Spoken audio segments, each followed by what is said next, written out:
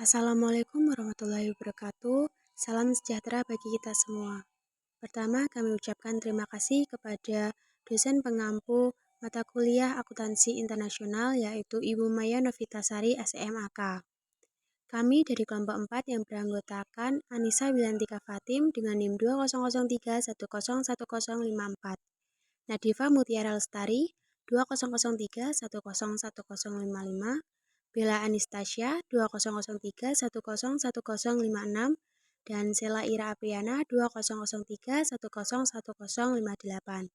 Di sini kami akan mempresentasikan dengan materi konvergensi akuntansi. Internasionalisasi, standarisasi, harmonisasi, dan konvergensi akuntansi. Standarisasi mengacu pada gerakan yang mengarah ke keseragaman. Upaya standarisasi dalam konteks umum, yaitu berskala internasional, dapat dilaksanakan dengan menyusun satu set standar baru yang diberlakukan untuk seluruh negara, atau memberlakukan satu set standar tertentu yang telah ada untuk seluruh negara. Internasionalisasi yaitu menjadikan satu set standar akuntansi menjadi berlaku dalam skala internasional. Keduanya mempunyai muara yang sama, yaitu standar akuntansi global.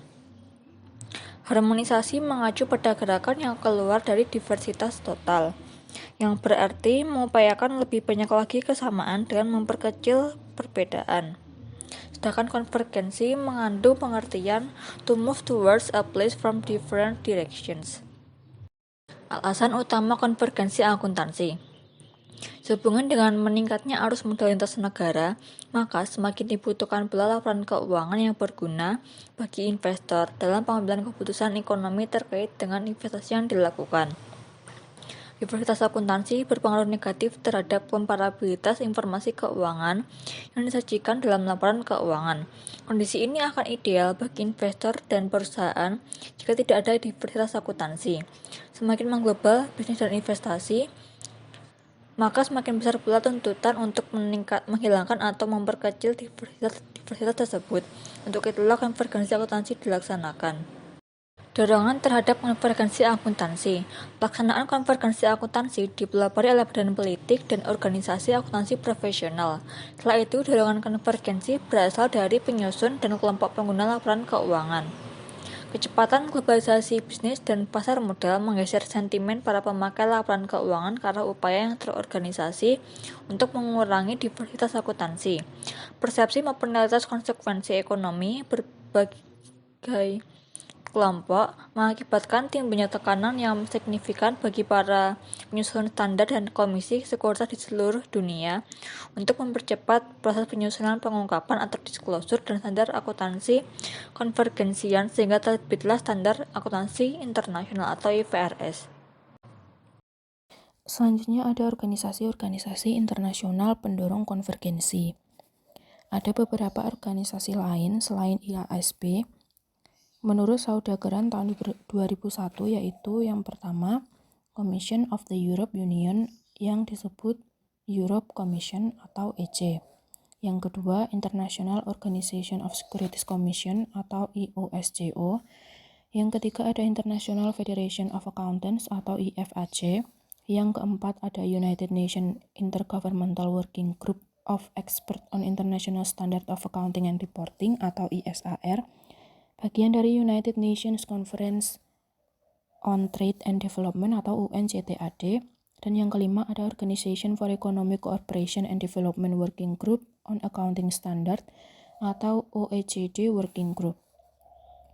Di sini EC, ISAR, OECD Working Group merupakan entitas politik yang memperoleh kewenangan dari persetujuan internasional. Kegiatan utama dari IFAC meliputi penerbitan petunjuk teknis dan profesional serta mendorong adopsi pernyataan dari IFAC dan IASB. Sementara kegiatan dari IOSCO adalah mendorong implementasi standar regulasi yang tinggi yang meliputi konvergensi disclosure dan standar akuntansi untuk perdagangan serta memperoleh modal lintas negara. Selanjutnya ada International Accounting Standard Board atau IASB. IASC didirikan tahun 1973 oleh organisasi akuntansi profesional di 9 negara. Pada tahun 2001, IASC direstrukturisasi menjadi IASB yang bertujuan untuk 1. Menyusun satu set tunggal standar akuntansi global berkualitas tinggi yang dapat dipahami dan dapat dilaksanakan. Yang kedua, mendorong penggunaan dan aplikasi secara cermat standar tersebut. Yang ketiga, memenuhi tujuan pada butir 1 dan 2 dan memperhatikan kebutuhan entitas kecil, menengah, serta ekonomi yang baru muncul. Dan yang keempat, melaksanakan konvergensi standar akuntansi nasional dan IAS serta IFRS. IASB mewakili organisasi-organisasi akuntansi pada kurang lebih 100 negara. Pada awalnya, IASC menyusun standar berbasis aturan yang disebut sebagai International Accounting Standard atau IAS, dan setelah berstruktur baru dan bernama IASB, standar disusun berdasarkan prinsip, di mana disebut sebagai International Financial Reporting Standard atau IFRS. IASC telah menerbitkan 41 IAS dan IASB telah menerbitkan 8 IFRS. Selanjutnya ada International Organization of Securities Commission atau IOSCO. IOSCO beranggotakan para regulator sekuritas yang berasal dari lebih dari 100 negara. Anggota IOSCO bertanggung jawab meregulasi lebih dari 90% pasar sekuritas global. Tahun 1998, IOSCO menerbitkan satu set standar akuntansi dan disklosur non-keuangan untuk meningkatkan kemampuan prospektus tunggal dalam menawarkan saham pada pasar modal utama dimanapun. IOSCO bekerja sama dengan IASB dengan memberi masukan mengenai proyek-proyek IASB. Adapun tujuan dari para anggota organisasi ini yang pertama yaitu bekerja sama untuk mempromosikan standar regulasi yang tinggi demi memelihara pasar yang sehat, efisien, dan adil.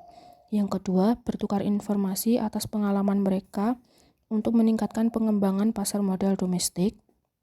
Yang ketiga, mempersatukan upaya untuk menetapkan standar dan melakukan pengawasan yang efektif terhadap transaksi sekuritas internasional. Dan yang keempat, saling memberikan bantuan untuk meningkatkan integritas pasar melalui aplikasi standar secara ketat dan penindakan yang efektif terhadap pelanggaran. Pengakuan dan dukungan terhadap IASB. IFRS sekarang ini diterima secara luas oleh negara-negara di dunia. Adapun bentuk-bentuk pengakuan dan dukungan tersebut adalah sebagai berikut. 1. Standar-standar tersebut digunakan oleh banyak negara sebagai dasar menyusun standar-standar akuntansi mereka atau diadopsi sepenuhnya. 2. Standar-standar tersebut diterima oleh banyak bursa efek dan para regulator yang mengizinkan baik perusahaan asing maupun domestik untuk menyusun laporan keuangan yang sesuai dengan IFRS. Yang ketiga, standar-standar tersebut diakui oleh masyarakat Eropa atau European Community (EC) dan badan-badan supranasional lain. Tanggapan Amerika Serikat.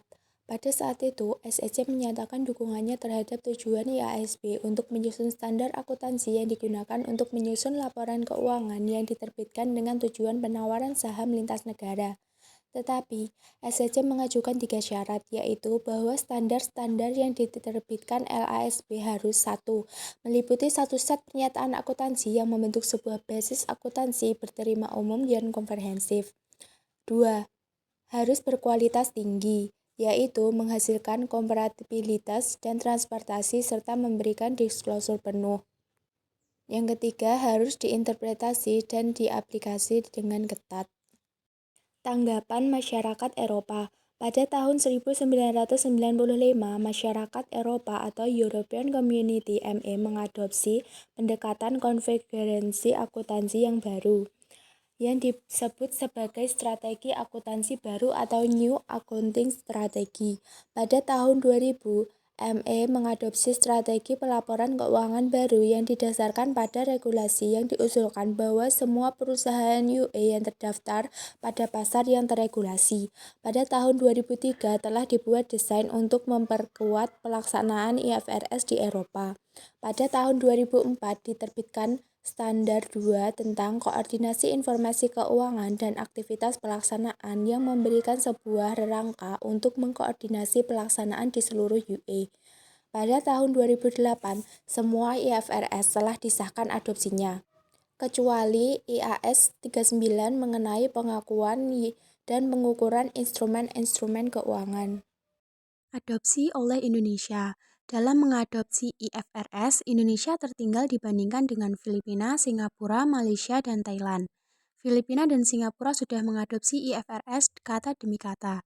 Untuk standar lokal, Malaysia dan Thailand sudah mengadopsi sebagian standar-standar IFRS kata demi kata, sementara standar yang lain masih mengandung perbedaan.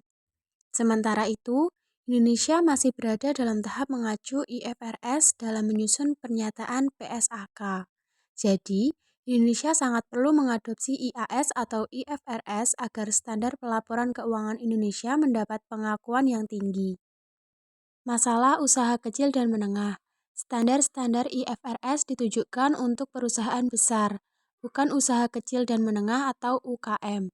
Bagi UKM, penerapan standar-standar tersebut terlalu mahal, tidak efisien, dan juga tidak efektif. Oleh karena itu, diperlukan standar khusus untuk UKM. Menyadari hal ini, IASB melakukan suatu proyek penyusunan standar yang sesuai dengan kondisi UKM. Rancangan ini dimaksudkan untuk menyederhanakan IFRS yang telah ada, yang memang dirancang untuk perusahaan besar. Sekian presentasi dari kelompok 4, kurang lebihnya kami mohon maaf. Wassalamualaikum warahmatullahi wabarakatuh.